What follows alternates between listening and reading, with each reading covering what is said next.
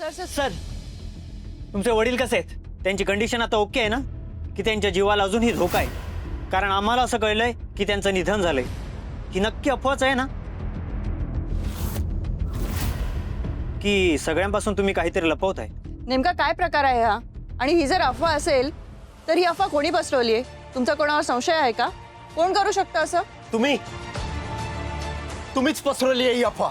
तुमच्यावरच संशय आहे. तुम्हाला फक्त ब्रेकिंग न्यूज हवी असते, पण त्या बातमीची खात्री करून घेता येत नाही. या सगळ्यात चुकीच्या अफवा तुम्हीच पसरवल्या माझ्या वडिलांबद्दल. माझे बाबा श्रीकांत किर्लोस्कर ठणठणीत आहेत.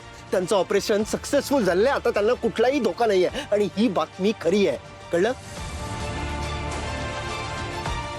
तुम्हा पत्रकारांना सगळंच माहित असतं ना.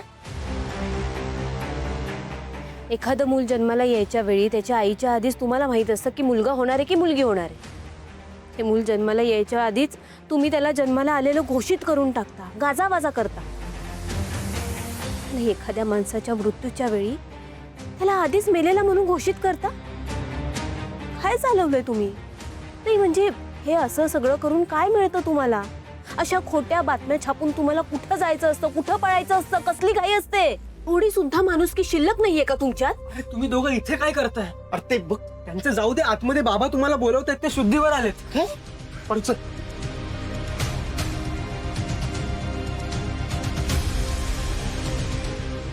तर आता आताच मिळालेल्या माहितीनुसार श्रीकांत किर्लोस्कर हे शुद्धीवर आले.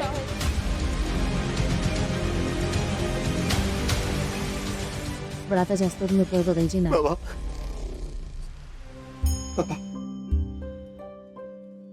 मी आहे बाय.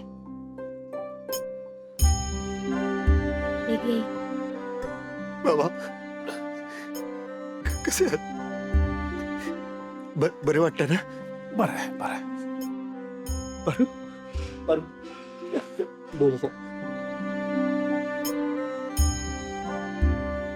पारू, तुझं ऐकलंय मी.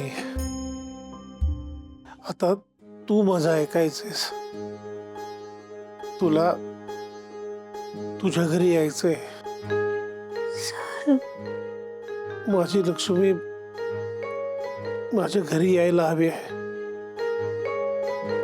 येशील ना?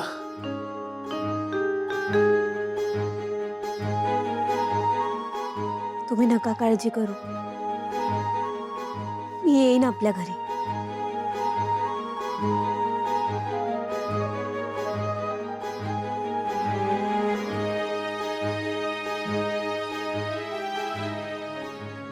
एक सासू मामा, हे काय सगळं सुरू आहे? तुम्ही का थांबवत नाहीये एक सासरे डॅडना? हा, त्यांना सांगा ना.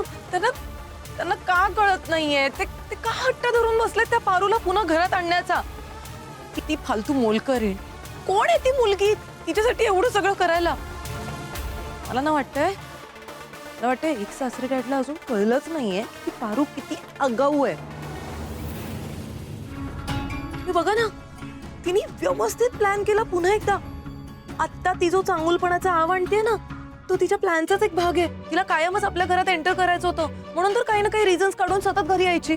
पण तुम्ही तिला सक्त ताकीद दिली होती ना या घरात एंटर करायचं नाही, म्हणून तिने हा सगळा गेम प्लॅन केला. मला तर ना टेन्शनच येतं. आधीच तिच्यामुळे आपल्या घरावर एवढं मोठं संकट होतं, तर ती घरात आल्यावर अजून काय काय संकट बघावी लागणार आहेत काय माहिती. ए दिशा, तू पडू नको ह्या सगळ्यात. हे असं कसं बोलतोस प्रीतम? मी पण या घराची सून आहे ना, मला काळजी वाटते सगळ्यांची. तुला कधीपासून आमची काळजी वाटायला लागली का? आम्हाला त्रास कसा होईल ना, हे काहीतरी कारस्थान असेल.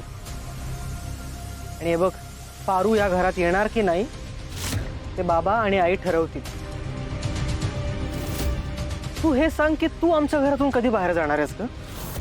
काय आहे ना, आमचं घर म्हणजे काय धर्मशाळा नाहीये. एक सासू मग कसं बोलतोय प्रीतम माझ्याशी? मला काळजी आहे घरातल्या सगळ्यांची, म्हणूनच तर मी पण रोज इथे हॉस्पिटलमध्ये येऊन दिवस रात्र बसतेय ना. थोडीच मला कधी समजून नाही घेत, पण माझं जाऊ देत. एक सासू मग मला सांगा, तुम्ही तुमचा अपमान विसरलात का? हा, आदित्य आणि पारूने तुमच्यापासून सगळं सत्य लपवून तुमची फसवणूक केली. त्या पारूचा ना पहिल्यापासूनचाच प्लॅन होता. तिला तुमच्यापासून तुमच्या मुलाला वेगळं करायचं होतं, म्हणून तिने तिच्या प्रेमाच्या जाळ्यात त्याला ओढलं आणि त्याला घरातून घेऊन गेली बाहेर. एवढं सगळं करून सुद्धा आता तुम्ही तिला माफ करणार आहात का? आणि मला एक सांगा, एक सासू म्हणून ती कोण आहे पारू? एक घाणेरडी दीड दमडीची मोलकरीण, तिला स्टेटस तरी आहे का जरा तरी? ती कुठे, तुम्ही कुठे? आणि आता त्या घाणेरड्या मोलकरणीला या घरात आणून ठेवणार तुम्ही आपल्या? तिच्या सोबत राहायचं सगळ्यांनी? आपलं काही स्टँडर्ड आहे की नाही? आणि एक सासू मॉम, हे जर बाहेर सगळ्यांना कळलं ना तर लोक नावं ठेवतील, समाजात काही व्हॅल्यू नाही राहणार. एका मोलकरणीला तुम्ही तुमची सून म्हणून स्वीकारणार आहात का? नाही, तिला घरात घेतल्यानंतर तर तुम्हाला स्वीकारावंच लागेल ना.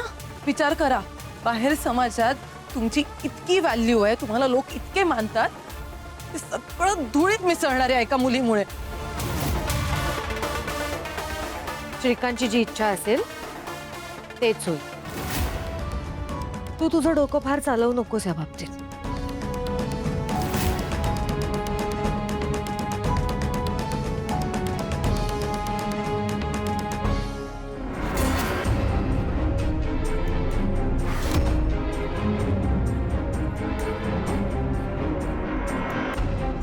प्रिया मॅडम,